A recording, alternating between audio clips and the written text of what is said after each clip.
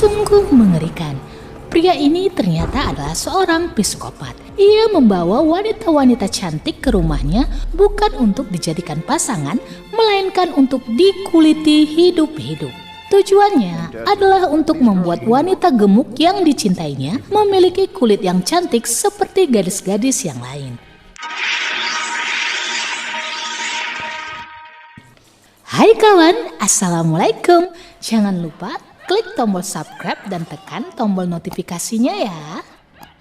Pria bernama Tony Cruz ini adalah seorang agen FBI yang ditugaskan atasannya untuk menyelidiki dan menangkap pelaku pembunuhan sadis terhadap wanita-wanita penghibur, di mana telah ditemukan mayat-mayat wanita yang tewas dengan cara dikuliti. Melihat bahwa mayat memiliki tato yang sama, maka Tony mensinyalir bahwa wanita-wanita tersebut bekerja di tempat yang sama dan merupakan korban dari seorang psikopat sadis yang tidak bekerja sendirian. Suatu malam Tony mendapatkan informasi terkait kasus seorang gadis albino yang hilang. Gadis tersebut diduga merupakan kekasih dari pelaku pembunuhan atau sang psikopat yang tidak diketahui namanya tersebut. Tony dan Rocco lalu mendatangi sebuah klub malam untuk menyelidiki informasi yang mereka terima. Ketika mereka bertemu tersangka yang ingin kabur, Tony langsung saja mengacungkan senjatanya. Namun entah mengapa melihat tatapan tajam pria gemuk yang ia duga sebagai tersangka dibarengi dengan lampu klub malam yang mati secara tiba-tiba, Tony justru kehilangan kendali atas dirinya. Ia seolah-olah tengah mengalami suatu serangan batin yang membuatnya berhalusinasi terhadap kegelapan. Akibatnya, tersangka dan korban sang gadis albino pun melarikan diri. Semenjak tragedi itu, Tony diistirahatkan sementara waktu dari tugasnya. Ia menyempatkan diri mengunjungi acara ulang tahun istri temannya yang merupakan seorang psikiater. Ternyata Tony merupakan pasien dari wanita yang bernama Doris. Saat itu Doris bertanya alasan Tony tidak lagi kembali ke tempat praktek miliknya. Dan Tony menjawab bahwa ia sudah sembuh dan baikan dari traumanya. Namun saat lampu padam untuk acara tiup lilin, Tony lagi-lagi ditemukan sedang bersembunyi ketakutan di sudut dinding. Ternyata ia menderita sebuah fobia akan kegelapan atau nyctophobia. Dan traumanya itu bermula saat ia kecil, di mana sebuah tragedi menimpa ibu dan adik perempuannya. Diceritakan suatu hari seorang pria berbaju putih datang ke rumahnya dan menyerang ibunya. Pria tersebut menginginkan adik perempuan Tony. Saat itu Tony yang memang terkesan lebih lemah hanya bisa bersembunyi dari sang pelaku tanpa mencoba menyelamatkan ibu dan adiknya. Ia yang bersembunyi di sebuah ruangan kecil di lantai ruang tamu rumahnya, di mana dari celah kecil ia hanya bisa melihat mata sang ibu yang telah tewas menatapnya tajam. Ia terkurung berhari-hari di tempat tersebut sebelum berhasil diselamatkan oleh petugas. Atas peristiwa tersebut, Tony terus menyalahkan dirinya. Ia kerap menyimpan dendam dan terus mencari sang pelaku bersamaan dengan 3 buah kepala boneka kayu kecil milik pelaku yang terus ia simpan. Dan semua kegelisahan dan ketakutannya akan gelap kembali muncul manakala pelaku pembunuhan ibunya tersebut adalah pria yang ia temui di dalam klub malam.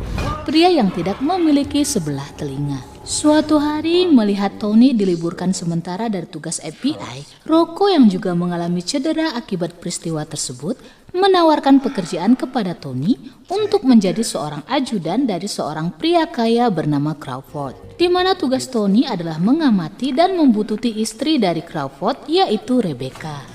Tony pun menerima pekerjaan tersebut sebab dengan cara mengikuti dan membuntuti Rebecca, Tony juga bisa mendapatkan informasi terkait wanita-wanita klub malam yang tewas serta gadis albino yang diculik oleh pria yang sama yang ia duga pembunuh ibunya. Sebab Rebecca dulunya adalah seorang wanita penghibur yang pernah bekerja di klub yang diduga pemasok wanita penghibur untuk sang psikopat.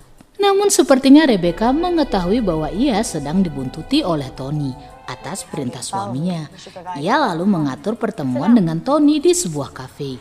Saat itu menggunakan kecantikan dan kata-kata manisnya, Rebecca berhasil membius Tony dengan sebuah obat bius yang telah ia masukkan ke dalam minuman hingga membuat Tony kehilangan fokus dan tak dapat lagi membuntutinya. Ternyata Rebecca pergi ke sebuah tempat prostitusi. ia bertemu dengan sang empunya tempat tersebut bernama Vincent. Ternyata sebelum Rebecca menikah dengan Crawford, ia bekerja di tempat tersebut bersama adiknya yang bernama Lana. Dan kini ia datang untuk membawa uang menebus adiknya agar terbebas dari tempat prostitusi tersebut. Namun Rebecca justru mendapatkan kabar bahwa sang adik telah meninggal dunia, di mana Vincent hanya menyerahkan kotak berisi abu sang adik. Tony yang telah kembali pulih dari bius dan berhasil menemukan mobil Rebecca, terkejut melihat Rebecca dalam kondisi yang kacau dan frustasi. Rebecca pun menceritakan apa yang ia alami dan tentang tewasnya sang adik. Di sisi lain, terlihat dua wanita pekerja prostitusi yang tampak bingung dengan tempat yang mereka kunjungi saat itu, di mana mereka telah dibayar oleh seorang pria tanpa disentuh sama sekali. Mereka lalu menemukan sebuah lorong di balik lemari yang menuju ke sebuah kamar tempat seorang wanita gemuk dengan kulit-kulit yang rusak berada. Seorang pria muncul, pria tanpa sebelah telinga yang bernama Cradle. Pria itu ternyata adalah ayah dari wanita gemuk tersebut. Melalui penuturannya, pria itu mengatakan bahwa ia membawa gadis-gadis tersebut untuk menghibur putrinya yang menderita penyakit kulit. Tapi itu adalah kebohongan, sebab tujuannya membawa wanita-wanita tersebut adalah untuk ia kuliti, di mana kulit para wanita akan ia ambil untuk digantikan dengan kulit rusak sang anak. Dan kekejamannya tersebut telah ia lakukan selama bertahun-tahun, dan menurutnya itu adalah sebuah ritual pembalasan dendam terhadap orang-orang yang memberikan radiasi pada kampung tempat ia berasal, yang akhirnya membuat sang anak mendapatkan penyakit kulit tersebut. Di scene yang lain, terlihat Rebecca dan Tony sudah mulai tampak sangat dekat. Tony bahkan menemani Rebecca membuang abu sang adik. Ia juga tampak jujur terhadap Rebecca atas peristiwa yang juga pernah ia alami waktu kecil. Di ruang otopsi, Tony mendapatkan informasi bahwa pada jasad wanita yang tewas dikuliti, terdapat sebuah cairan pemutih yang disuntikkan dengan dosis yang sangat banyak. Berdasarkan penemuan tersebut, Tony segera menanyakan info kepada teman wanitanya yang bekerja di apotik untuk mencari tahu siapa-siapa saja orang yang dapat membeli bahan kimia tersebut dalam jumlah banyak, karena kemungkinan dia adalah pelakunya. Saat itu melalui pelacak yang telah ditempelkan Tony di mobil Rebecca, Tony mengetahui bahwa Rebecca tengah mengarah ke suatu tempat. Malam itu, Rebecca pergi menuju tempat prostitusi untuk kembali menemui Vincent. Tapi kali ini, selain menyerahkan uang, tampaknya Rebecca juga memberikan bonus berupa sebuah serangan dan tembakan pada Vincent. Saat Rebecca berhasil dilumpuhkan, Tony datang tepat waktu. Ia mencoba menolong Rebecca sekaligus bertanya informasi tentang pria dengan sebelah telinga yang ia cari. Tapi sepertinya Tony agak kewalahan. Saat itu Rebecca yang menjadi sandera Vincent berhasil kabur dan bersembunyi di sebuah ruangan. Sementara Tony, ia kembali terjebak dalam fobia dan ketakutannya akan kegelapan yang membuatnya mendapatkan serangan. Tony dimasukkan ke dalam peti berisi kotoran. Saat genting tersebut, halusinasinya tentang ibu dan adiknya kembali memenuhi ingatan Tony. Siapa sangka itu bukanlah waktu kematiannya. Tony justru akhirnya bertemu dengan pria sebelah telinga bernama Cradle tersebut. Cradle merasa heran atas Tony yang bersikukuh untuk menemukan dirinya. Ia lalu diselamatkan oleh wanita albino yang ia cari. Namun saat diajak untuk pergi oleh Tony, wanita albino tersebut menolak. Tony pun meninggalkannya karena fokus untuk mencari siapa nama sang pelaku tersebut. Tony kembali ke apotik. Setelah membersihkan diri, ia mencoba memeriksa daftar yang diberikan wanita di apotik terkait orang yang membeli cairan kimia pemutih dengan jumlah banyak. Sebab daftarnya terlalu banyak, Tony tak dapat menemukan nama dan alamat pelaku yang ia cari, meskipun ia sudah hafal mati pada rupa serta tatapan tajam pria tersebut. Setelah kejadian di rumah prostitusi, Rebecca dan Tony tampak sangat dekat. Rebecca juga meminta maaf pada Tony karena meninggalkannya malam itu. Namun beberapa hari setelah itu, FBI menemukan mayat wanita albino di dalam sebuah tempat sampah. Atasan Tony lantas menyalahkan Tony atas tindakan sembrono yang dilakukan Tony.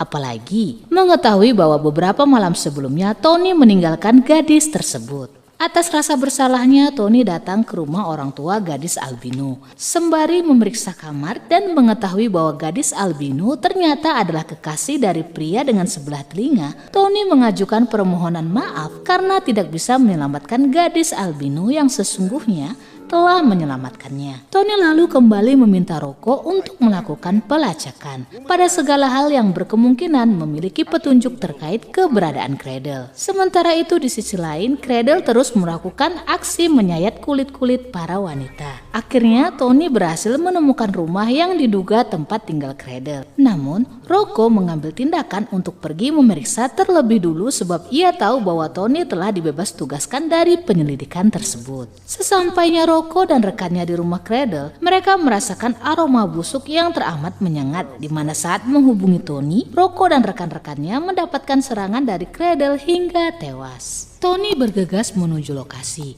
Saat mencoba memeriksa, kakinya tertusuk jebakan dan terluka. Namun dengan terpincang-pincang, Tony tetap menyelidiki tempat tersebut. Ia menuruni sebuah lift yang mengarah ke lantai bawah, mempertemukannya pada wanita-wanita yang sedang terkurung di balik jeruji besi. Ia juga melihat sebuah ruangan yang digunakan Cradle untuk menguliti wanita-wanita tersebut. Saat itu di ruangan sebelahnya, Tony mendapati wanita gemuk tengah menangis karena lapar. Tony pun mengetahui kebenaran bahwa wanita gemuk itu adalah anak dari Cradle. Tony memberikannya sebuah coklat, lalu berjanji akan kembali untuk membawakannya lagi. Namun kehadiran Tony rupanya telah diketahui Cradle. Tony diberikan suntikan dari belakang hingga tak sadarkan diri. Saat sadar, Tony mendapati dirinya tengah terikat dan dalam sekapan Cradle. Cradle memasangkan beberapa alat untuk menyiksa Tony. Ia juga memasang suntikan infus berisi bahan kimia pemutih yang sama yang ia gunakan untuk menguliti para wanita. Namun, Tony menghalangi cairan infus tersebut mengalir dengan cara menjepitnya. Saat dalam halusinasi antara sadar dan tidak sadar, Tony sempat memberitahu sesuatu pada Cradle bahwa ia telah memberikan sebuah makanan yang dapat mengakhiri penderitaan wanita gendut di ruangan sebelah.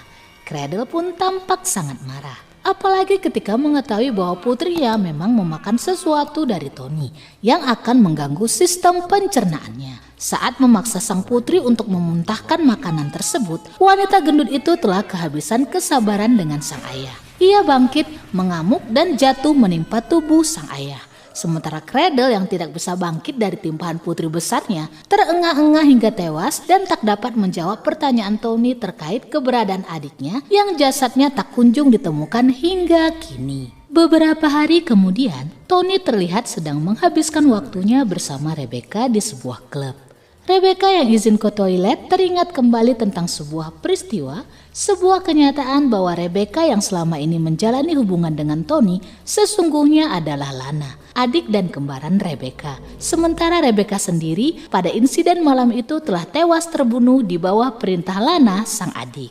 Tapi Tony akhirnya menyadari hal tersebut melalui wanita kafe bahwa Rebecca yang bersamanya adalah Lana. Lantas ia mengajak Lana ke rumah prostitusi untuk mencari Rebecca yang sesungguhnya telah tewas. Lana pun menunjukkan sikap jahat aslinya. Namun saat ia mencoba pergi dari tempat tersebut, Lana justru mendapatkan serangan kuncian leher dari seorang pria besar dan tewas. Sementara itu, Tony kembali terjebak pada ruang gelap yang membangkitkan fobianya. Di dalam rasa takutnya, ia harus melawan pria bertubuh besar yang bersiap untuk meremukkan tubuhnya. Namun saat ia tak sadarkan diri, Tony justru mendapatkan sebuah penglihatan tentang masa lalunya, tentang penyerangan yang dilakukan Cradle terhadap dirinya, adik perempuannya, dan ibunya. Ia melihat semua yang terjadi dengan mata kepalanya, bahwa ini bukanlah kesalahannya, dan sang adik yang dinyatakan hilang selama ini ternyata telah tewas karena melompat ke air sungai yang sangat deras. Setelah diberi keyakinan dan kekuatan oleh arwah ibu dan adiknya, Tony kembali kepada kesadarannya. Ia pun melanjutkan misinya menyelamatkan para wanita di rumah prostitusi tersebut dan membuat dirinya mendapatkan penghargaan dari masyarakat, juga mendapatkan kembali lencana FBI-nya, serta mengakhiri fobianya terhadap kegelapan. Demikianlah alur cerita dari film A Dark Vow. Terima kasih karena kawan-kawan telah menyaksikan video ini. Sampai jumpa di video-video Maniac Movie lainnya. Bye-bye!